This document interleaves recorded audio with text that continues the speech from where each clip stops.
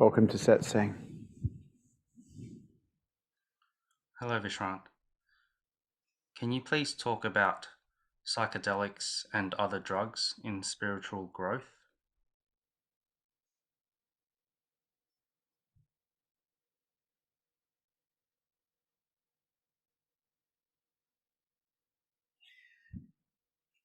For thousands of years, gurus, sadhus, spiritual guides, shaman have been helping people gain insight through the administration of psychedelics and other drugs. This is not something new. It's ancient. The whole idea is to give the taker of the drug, the taker of the psychedelic, a spiritual experience, insight. And with that insight, it is then that the spiritual seeker changes something about themselves. Insights themselves are only invitations, they're not the answer. They invite you to change things. Usually the insights show you things that are in the way, problems, things that could be removed. But that's up to you. One of my problems today is people are taking psychedelics and other drugs without any form of supervision whatsoever. One of the reasons for that is drugs in Australia and psychedelics are illegal. It's not legal to use psychedelics. It's not legal to use marijuana or ayahuasca or any of these drugs that are being used to have a look. And so it's difficult for anybody to actually guide someone else without putting themselves in jeopardy with the law. But to do the drugs or the psychedelics without a guide, well, that's not that helpful either. And so there's this problem. The other side, of course, of taking drugs is they can become addictive and they can cause psychosis, which is very unfortunate. In looking at yourself through witnessing the mind, you can see everything that a psychedelic or any other type of drug can show you. But that means you have to witness the mind. You have to develop this silent witness that just witnesses everything that the mind is doing. And at some point, you get to see that that's aware of the mind can become aware of itself. And in becoming aware of itself, there is satori. There is a glimpse of our true nature, what we really are, rather than what we think we are. Because even though psychedelics can take you into insight, show you things, they're still showing you the mind. What's of interest to the spiritual seeker ultimately is what's aware of the mind. What's this that is simply aware? What is this that doesn't move, doesn't make noise, but is always here? What is this? And so people would start taking psychedelics and they get interested in what the insights are that are being shown, and they can become quite addicted to collecting the knowledge. Now that's the biggest trap there ever is in spiritual growth, the collection of knowledge, because no amount of knowledge ever raised your consciousness levels or woke you up or healed a wound of the heart. Knowledge is actually the booby prize. But because we went to school and we learned how to collect knowledge and then be able to repeat it and pass exams, we believe that's the way to higher consciousness as well. But it is not.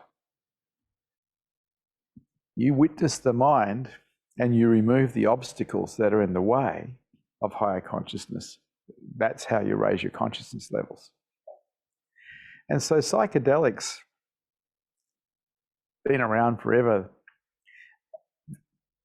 The young people today are using a lot of them, but they're illegal here.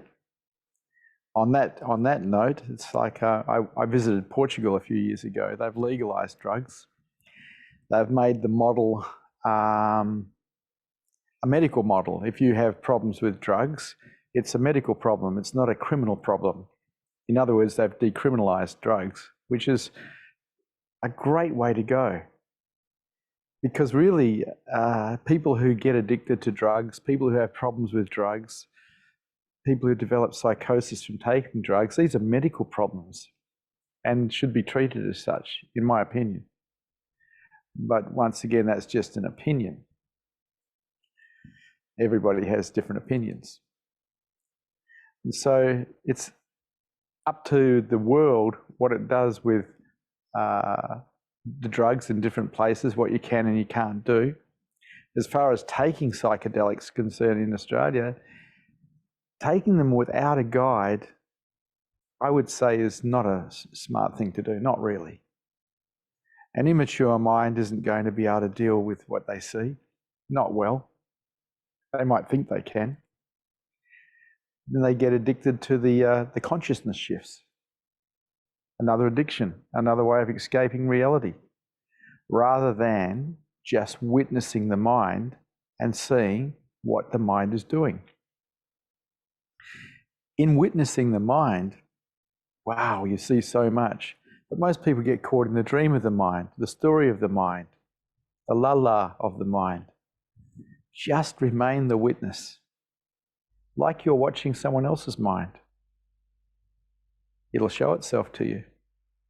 You'll raise your consciousness levels because you see it clearly. You'll remove obstacles because you obviously don't want to be involved in them because you've seen them now. This is the way to go.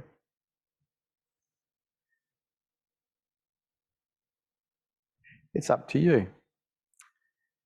You're going to make your choices.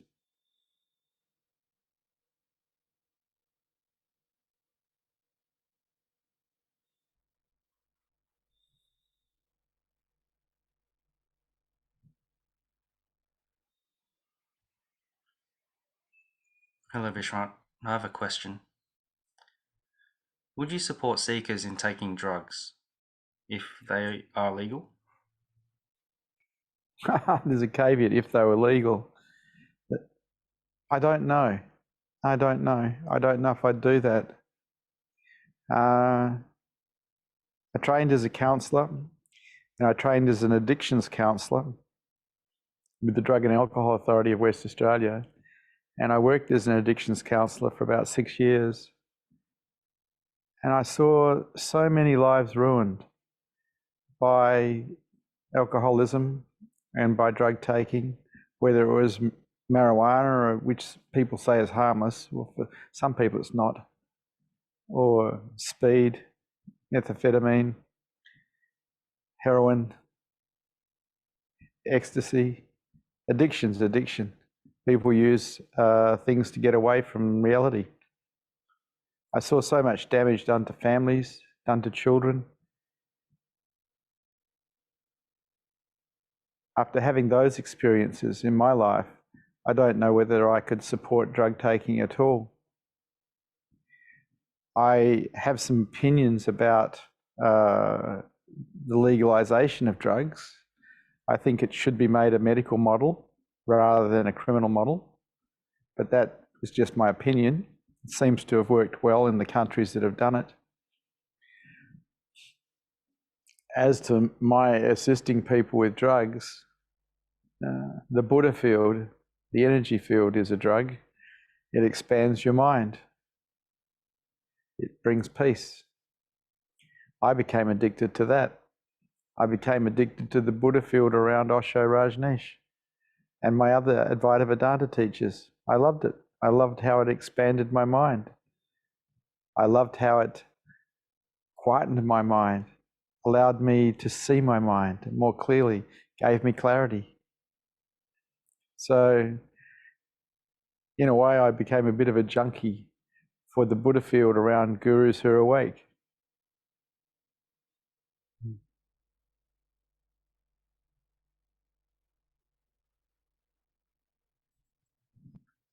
Did you use psychedelics or other drugs as a seeker?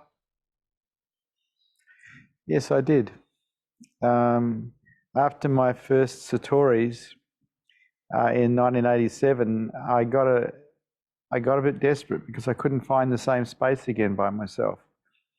And so I started experimenting with different types of drugs. I read a book by a guy called John Lilly called Floating, and he was advocating taking LSD in float tanks. So I went and bought a float tank because I was very keen. And I used that float tank for about 6 months, investigating my mind, just witnessing it. I'd go into the tank for 6 hours at a time, just watching my mind, just seeing what it was doing. Sometimes I'd take LSD in the tank and watch my mind and see what it would do. But in a lot of ways, that all failed. It didn't work. The promises that were made in the book didn't come about. What worked was meditation and witnessing the mind and taking the obstacles away that were in the way of higher consciousness. That's what worked.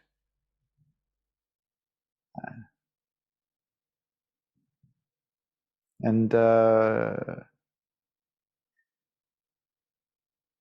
moved to Byron Bay some time after that.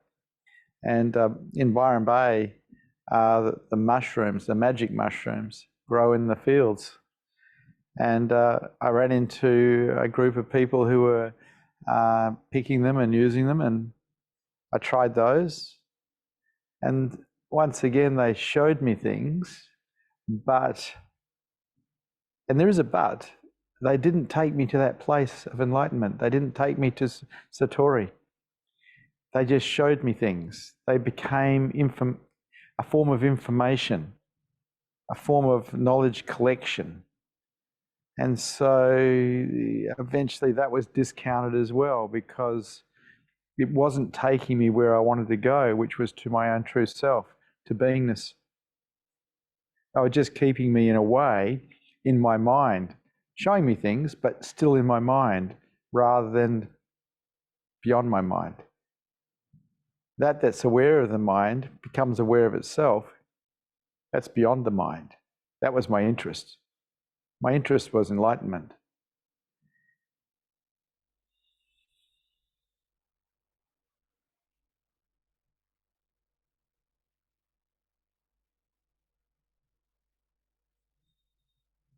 What prevented you from becoming addicted to the drugs? Look, I think I was addicted temporarily to the drugs. I was addicted to consciousness change. You could take a drug like LSD and all of a sudden you'd be in another place, another world. And I think I did get addicted to it for a little while. And the same with the mushrooms. You could take a mushroom and it would take you on a journey. And I think I did get addicted for a short period of time. But I could see clearly it wasn't where I wanted to go. I wanted to go beyond the mind, not further into the mind. I was interested in enlightenment, not really an interesting journey, another mind trip.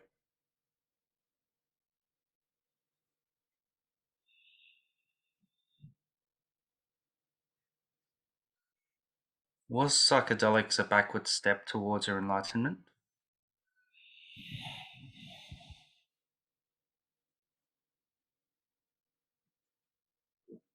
A backward steps. We are already beingness. All that has to happen is for awareness to become aware of itself. And a mind that will support that is a mind that is surrendered. And so sometimes people get glimpses because of drugs, because the drug knocks the ego out, knocks the defenses out, and leaves it wide open. And so people get glimpses. The drug ecstasy is an interesting drug because it gives people an experience of heart, of love, unconditional love, because it knocks out all the defenses that are in the way of that. It leaves the mind wide open. Now, I tried ecstasy in the 80s as well, and I felt that love. And I realized it's an amphetamine knocking out my defenses. It's not producing the love. The love was already there. And so I became interested in finding that love without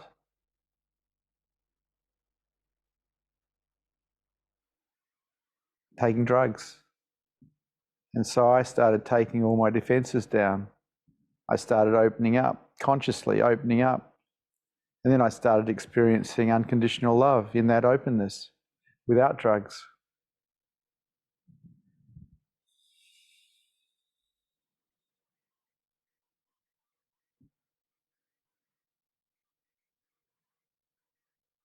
The next question has been written by Joanne. I've heard people say that the root of addiction is a lack of connection. Would you say this is true? A lack of connection. I mean, people are looking for the answer to addiction, but I think we're all addicted to things. We get addicted to what makes us comfortable. We get addicted to consciousness shift. We get addicted to escaping reality. I think connection with other human beings helps in that we feel more wholesome, more healthy, and more connected. But I don't think it's the total answer to why we get addicted. Addiction is usually us wanting something different than what we have right now, and then addictively demanding that, whether it's brought about by alcohol or whether it's brought about by drugs. In connecting with people and having connection, we're less likely to do that. That's true, but I don't think the lack of connection is the cause of addiction.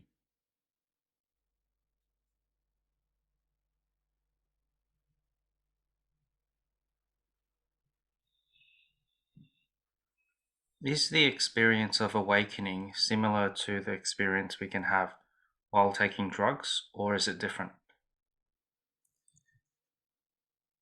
Way beyond. Way, way, way beyond. In taking drugs, it still locks you within the mind. It still locks you within dream. When awareness becomes aware of itself, you're beyond the mind. You're beyond dream. You're living as beingness. You're living as truth. There's no comparison. People have events on psychedelics or LSD or other drugs, and they think that that's something to do with who they are. But usually it's just an experience that appears in who we are.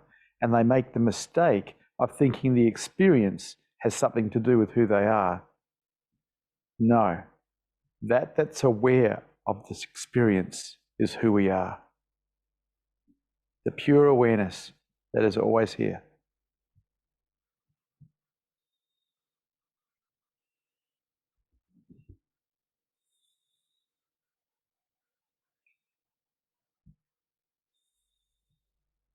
The next question has been written by Rami.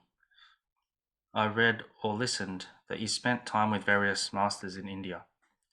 You also experienced other paths like Sufism and Zen Buddhism. Also, you spent some years with Osho, and of all the masters, you trusted Osho totally. As far as I know, Osho himself wasn't a Buddhist. My question is, why did you choose the Buddhist way of looking at things? Okay. So in awakening,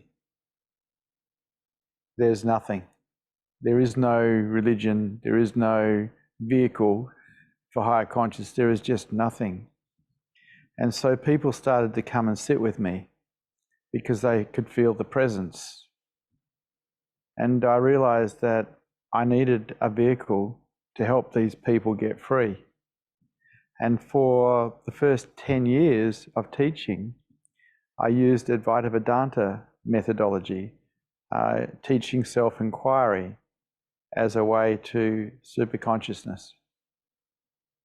But it came to a point where I realized that Advaita Vedanta and the methodologies of Ramana Maharshi of self-inquiry were really for people who had already done the work on themselves.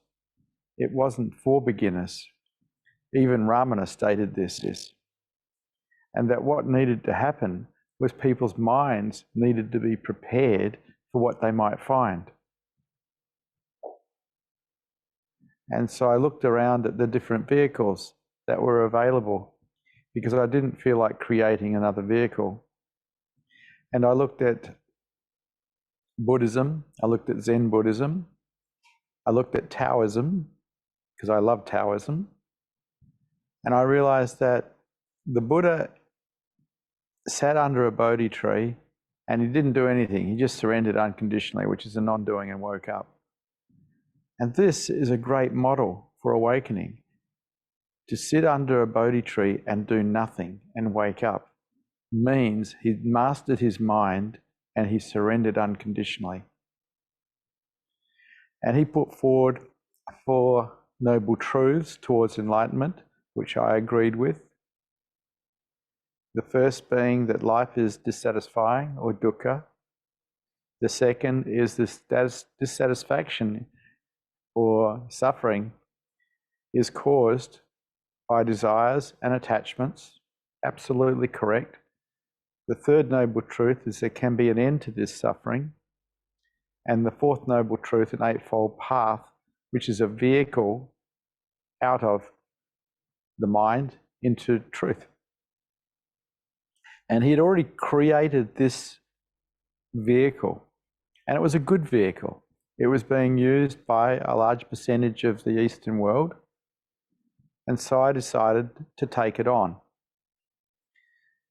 and use it as my own vehicle to higher consciousness for those who came, because it was already there. There was no need to create a new vehicle. It was a vehicle that had been proven to work for 2,500 years. And so I just westernized it. I just brought it up to date.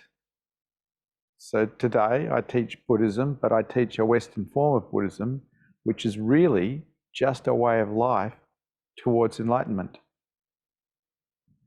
I don't advocate wearing robes or shaving your head or not eating after lunch, but I do advocate the different precepts of Buddhism, a way of life that is beautiful, what I refer to as the way of the heart, because I see Buddhism as a heart religion. It's just a vehicle for higher consciousness. And I originally heard about it through Osho Rajneesh. He spoke about Buddha for hours and hours and hours. And then I went to Murdoch University and studied Buddhism in their library. And I couldn't disagree with the way the Buddha had put it together. Though I realized that I would be teaching lay people, not monks or nuns. And so I had to modify it in a way so that I could help people who were mums and dads who held down jobs to wake up, rather than just monks and nuns who are locked in monasteries or ashrams. And so I've westernized the Buddhism and I've brought it more into the marketplace so lay people can use it as a vehicle for higher consciousness and for enlightenment.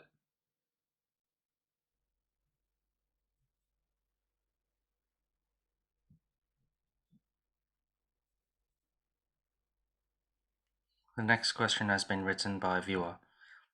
How does taking drugs impact our individual energy fields?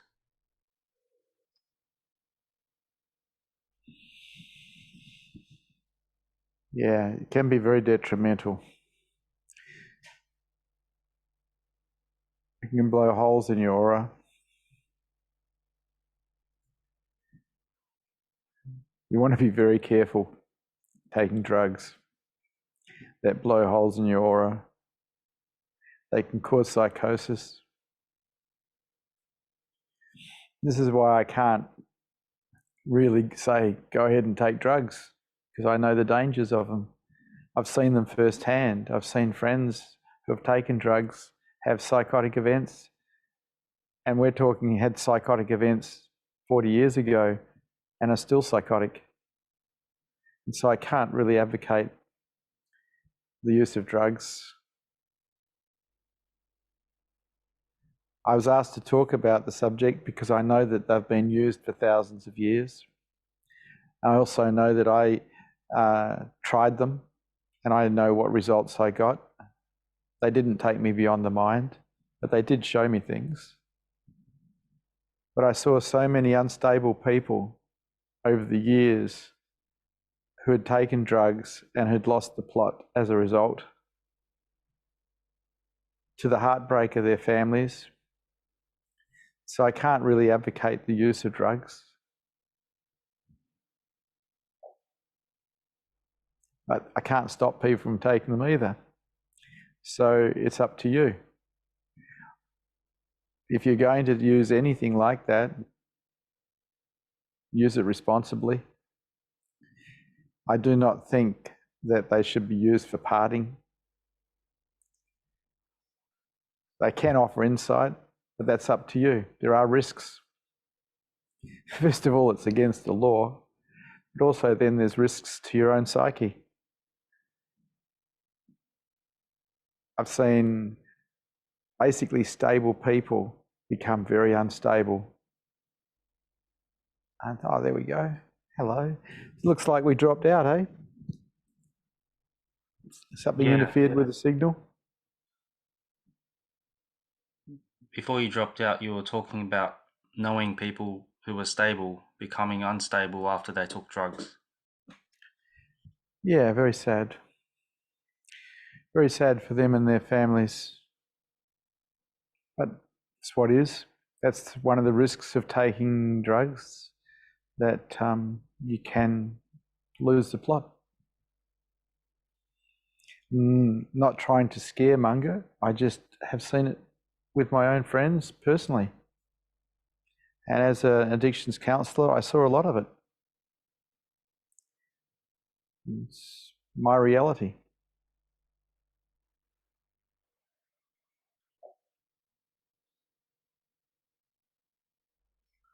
The next question has been written by a viewer. I feel like psychedelics like acid have made me a better human. Is that possible?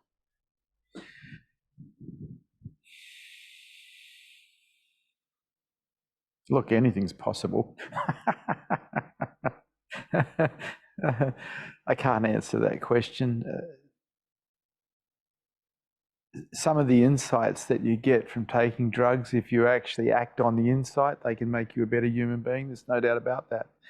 Sometimes taking a drug will actually show you how you might be hurting other humans, you may be hurting yourself, and in seeing it clearly, you stop. So it can make you a better human, make you a more mature, healthy, caring human being. It's a possibility. But watching the mind, witnessing the mind can do the same thing. Meditation can do the same thing.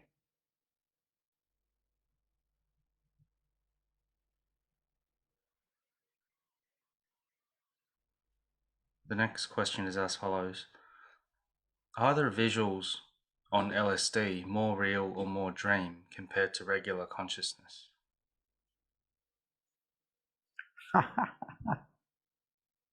All dream is dream. All dream is dream. So whether you're dreaming on psychedelics or dreaming on alcohol or dreaming on opiates, you're not on drugs at all and you're dreaming. Being present to reality is different. No dream, no projection. And in I advocate that. I advocate being present to what is real, because ultimately what is real is who we truly are. And the mind and its dream is not who we are. It's a dream. And without imagination, it can't exist. The good news is it's not us. We are not that. We are that is aware of the dream. And we're always here.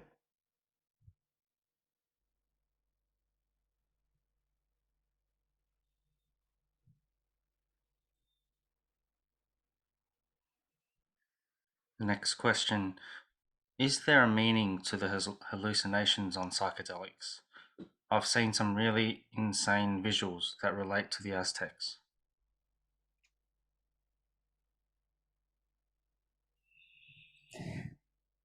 Whether it's real or it's not real, ultimately it's still dream. And as long as we're dreaming and awareness is on dreaming, that's what we live as.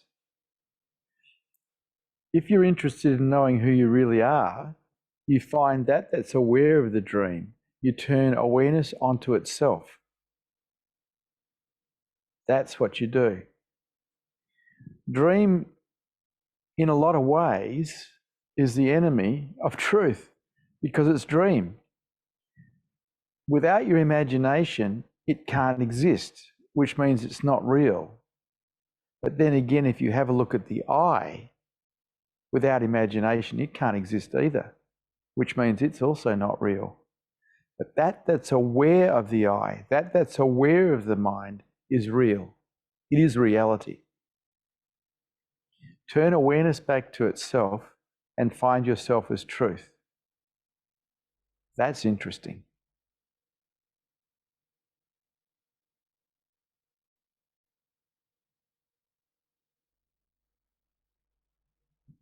The next question has been written by a viewer. Can psychedelics offer experiences as reference points for awakening? They can. They can show you what's in the way. They can show you the obstacles. So they can do that. But then so can watching the mind or meditation. So yes, they can. But most people don't act on anything they see. They just collect it as knowledge. And there lies the problem. Because we've all been programmed to collect knowledge, we don't realize that the insights are really just invitations to do the work. They're not the answer.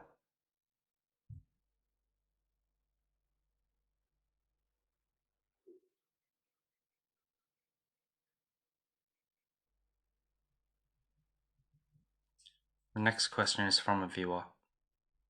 What would a guide assist with when people take psychedelics? Well, I've never assisted anyone in taking psychedelics, so I probably would not know. Yeah, that's a whole nother world, really. It's a whole nother world. You get involved with that. I'm not really interested in helping people with psychedelics or any other kind of drugs. It's just I was asked to talk on the subject, so I gave my insights. I love the world of reality. I like what's real. As a matter of fact, I see myself more as a reality teacher than any other type of teacher. People think I'm a spiritual teacher and they call me that, and it's not true. I'm a reality teacher. I teach people how to be real. Nothing you think is real. Nothing you think you are is real. But who you are is always here, and it's real.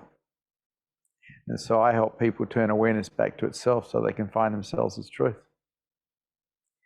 Drugs is just another mind game.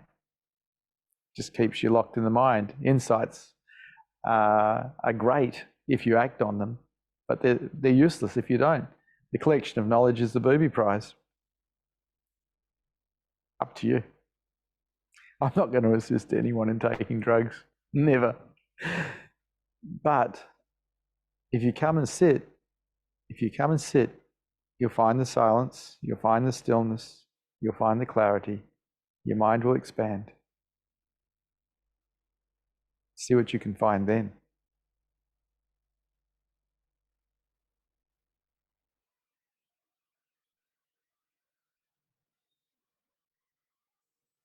Next question is from a viewer. I've heard that DMT can open the pineal gland. Is that a statement? It's a question. Is it? Well, I guess it's inviting your comment on that statement. Yeah. So it is a statement. Yeah, I don't know. You see, everyone sets himself up as an expert and think they know everything. I don't know much at all, really. People think that you wake up and you know everything. This is rubbish too. You don't know. You know what you've learnt. That's what you know. You know what you've directly experienced. That's what you know. That's about it.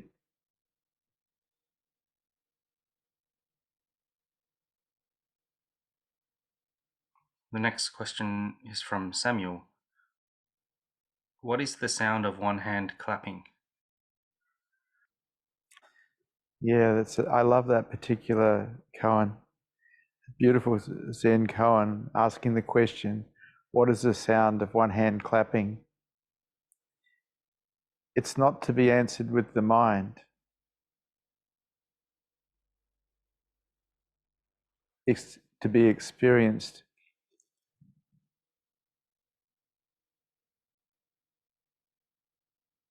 And so the answer can't truly be given in words.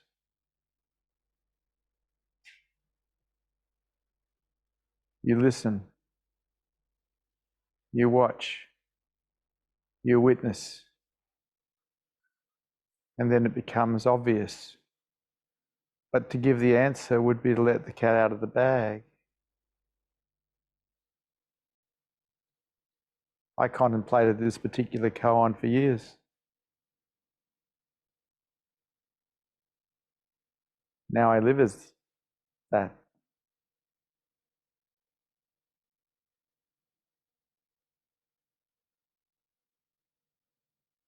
But it can't be said.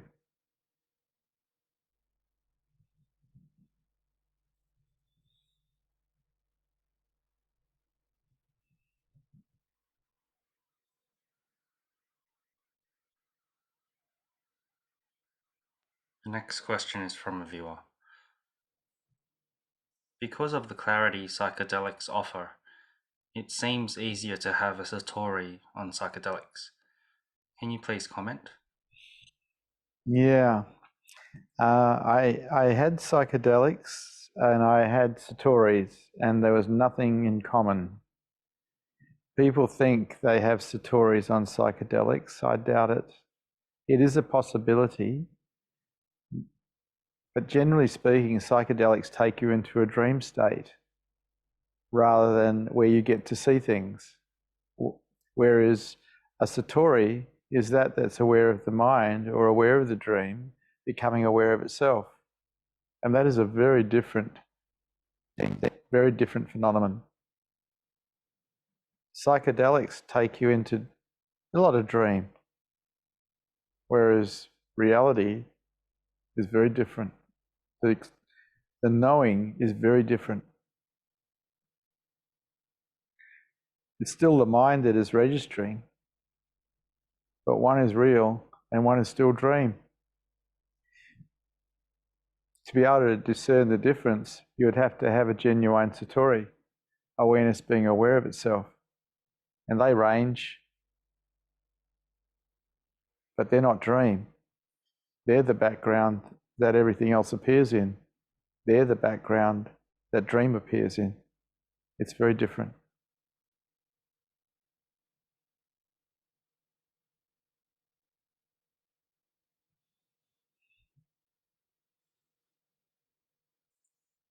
Some drugs, like ayahuasca, are said to be non-addictive.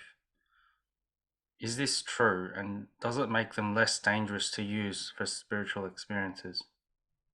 Ayahuasca is probably not physically addictive because it makes you feel sick. People don't usually get addicted to feeling sick, but they do get addicted to the consciousness shift that a drug like ayahuasca offers, because it takes you away from where you're at. It takes you away from your mundane experience into what seems like another world, and people become addicted to the consciousness shift. So there is an addiction there. It's not a physical addiction. It's a mental addiction, addicted to consciousness shift.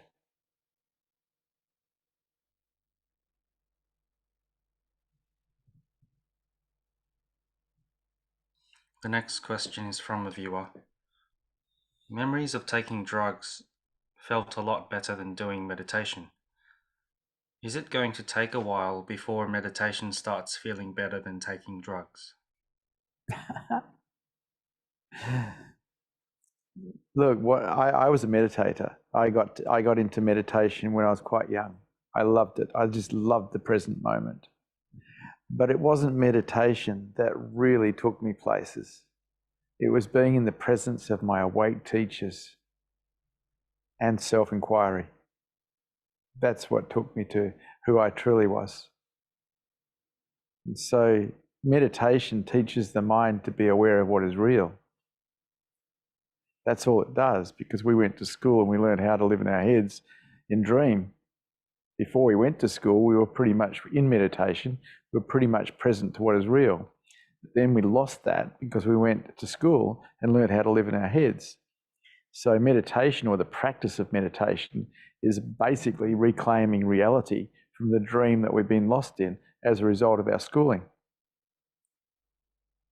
It might not necessarily show you the interesting things that psychedelics will do. The next question, it's a follow-up. Can I take some not dangerous drugs once in a while, just so I don't lose the juice of life? You can do whatever you like, but you're going to have to pay the consequences of whatever you do. And I still use aspirin. And every now and again codeine.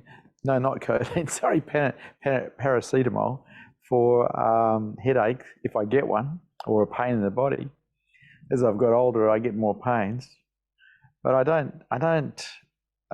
I'm not interested in taking drugs that change consciousness. Not at all. Pretty much high as a kite all the time anyway, just on beingness. If you want to really get into drugs that are good, wake up. Wake up. There's a saying, Sat Chitananda, truth, consciousness, bliss. And yes, it is blissful to be awake. Try that one. Go for that one. That one's worth being addicted to.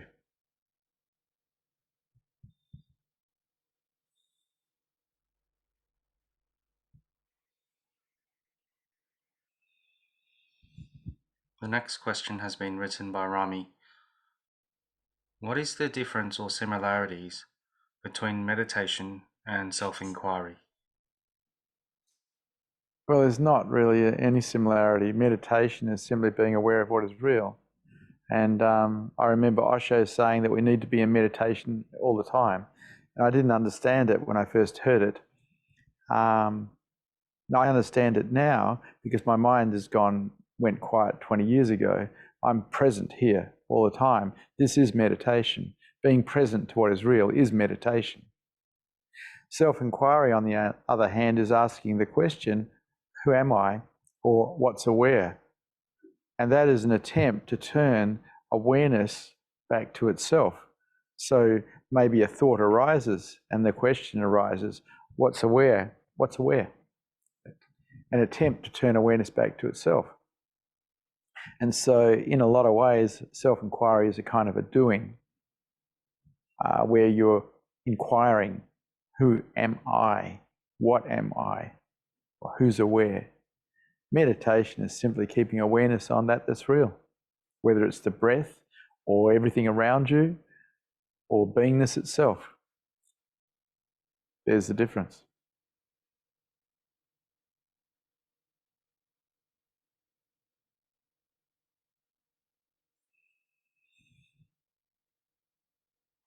The next question. What was your experience of waking up, and how did you experience it in the moment that it happened?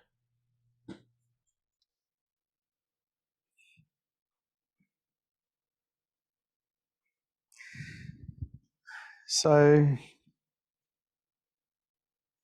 The first satori happened when I was about 12 years old, and I found myself totally lost of identity, and there was just nothing.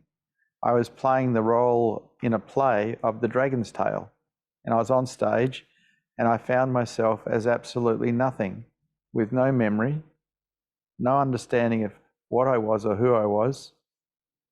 It was only in hindsight that I saw that it had been a satori. But I kind of like hid it from everybody because I was in a Roman Catholic boarding school and I thought I was going insane.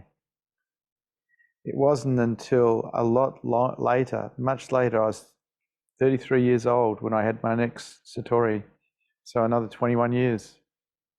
And then I was asking the question, who am I? And I was answering it in Zen style, and every answer was discounted. I'd started asking the question at 6 o'clock in the morning while walking along the edge of the river in Adderall, Perth. By 10 o'clock, my mind had become so relaxed. It was still asking the question, who's aware, or who am I, and answering it. But it was so relaxed that it was like an echo came back. The word nothing appeared, and then there was an echo, and it felt like an echo into everything. I found myself as the universe, every particle in the universe, everything being nothing, but everything being there as well. And at the same time, every particle was love. And I don't know how long that satori lasted for, but it seemed like it lasted a long time. And it changed my life immeasurably. I didn't experience another true satori for another 11 years or more. And that happened as a result of an awake teacher walking into an auditorium, and my mind was ready. I'd been practicing meditation, I'd been practicing self-inquiry, I'd been practicing openness. I'd taken away all the obstacles that were causing contraction in myself. And this teacher, who was Isaac Shapiro, walked in the auditorium and awakening occurred. It was another satori. It didn't last, but it was there. And I felt myself as this love again that was everything and everywhere, the whole universe. And over the next 12 months, I saw a series of different Advaita Vedanta teachers, and every time I saw them, I'd have satoris. I'd find myself as the vast nothingness that we truly are. And then one day,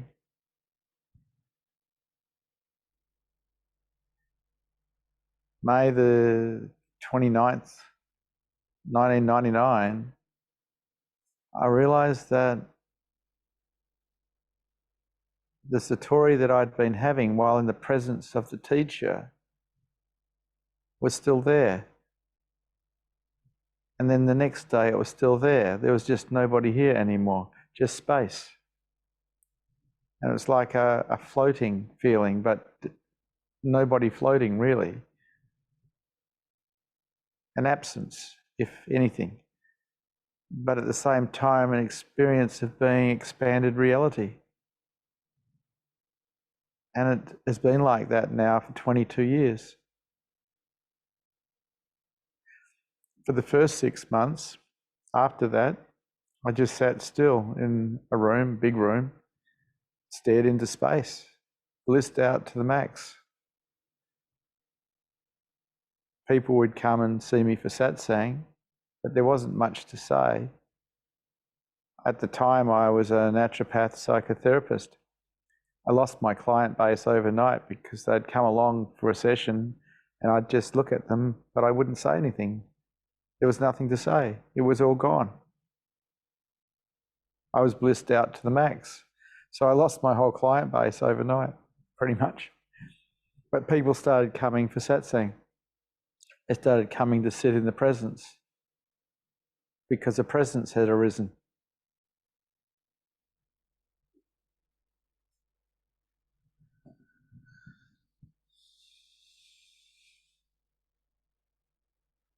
there aren't words really to describe it because there's no reference points in it.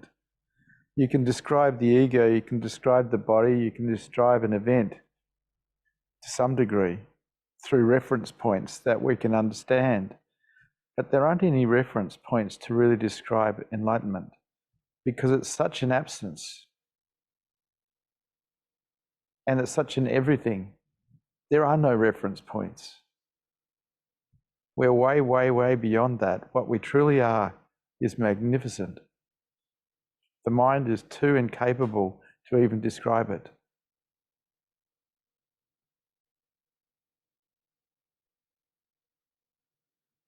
Since that day, there hasn't been any experience of fear whatsoever. The mind has gone to silence. Most of the time, my mind feels blissed out and stoned, resting in beingness.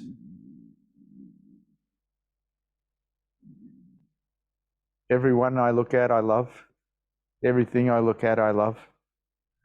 But people think, oh, well, that's personal. No, there's no I. There's just love.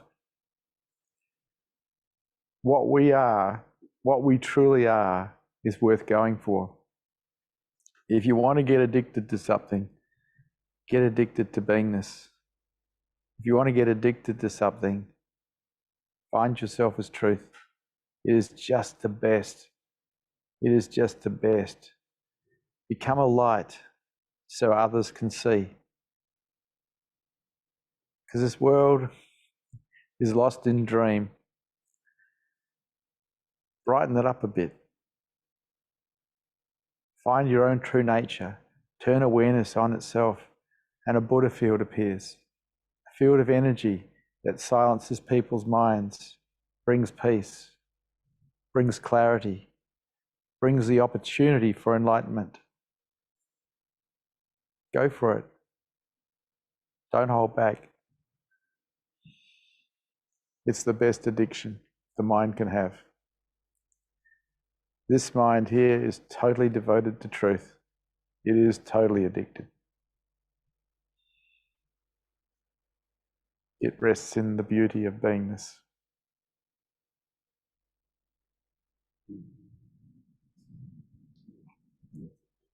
Thank you for Satsang. Good to see you brave hearts here today.